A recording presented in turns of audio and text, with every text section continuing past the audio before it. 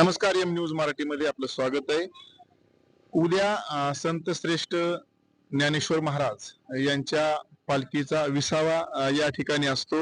आज वाल्हे येथे पालखी मुक्कामी आहे आणि उद्या सकाळी साधारणपणे 10:30 वाजेपर्यंत या ठिकाणी पालखी येत असते.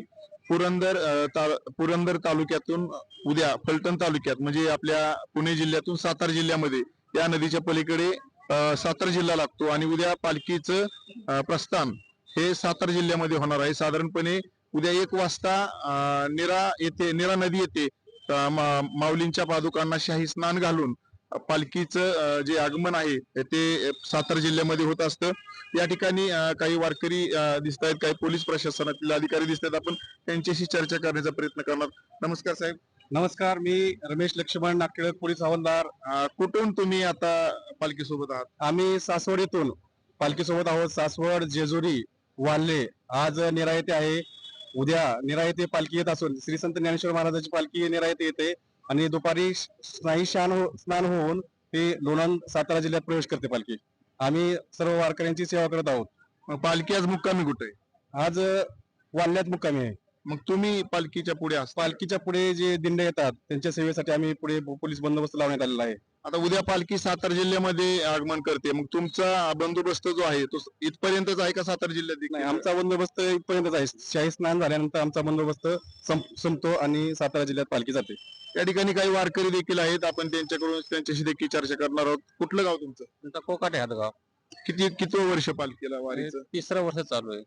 कसा अनुभव येतो पालखीच्या वारी? मी 3 वर्षापासून बिगर पायचं माऊलीच्या दर्शनाला येतात. 2 वर्ष पूर्ण झाली, हे 3रं वर्ष आहे तुमचं वारीचं. 2 वर्ष आणि हे वर्षात वेगळंपणा काय वाटला का? काही असा उत्साह, असा वेगळाच म्हणजे अनुभव येतो या वारीमध्ये मला. काय वाटतं वेगळं? काय वाटतं वेगळं म्हणजे असं चालण्यात इतका आनंद होतो मला, तर ते सांगता सुद्धा येत नाही. ठीक आहे. या ठिकाणी महिला वारकरी देखील आहेत, आपण त्यांच्याशी देखील चर्चा करणार आहोत. मावशी, कुठलं गाव तुमचं? आमचं आळंदी. आळंदी. किती वर्ष वारीचं?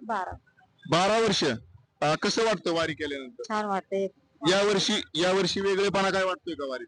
वारीचा हा वेगळेपणा वाटतो ना. काय वाटतोय? माणसं पण वाढलेत आणि म्हणजे छान वाटतंय एकदम असं वातावरण हे सगळं आनंदमय वातावरण आहे. एकदम आनंदी वातावरण. प्रशासनाकडून कुठल्या हलगर्जीपणा केला जातोय का? नाही ना.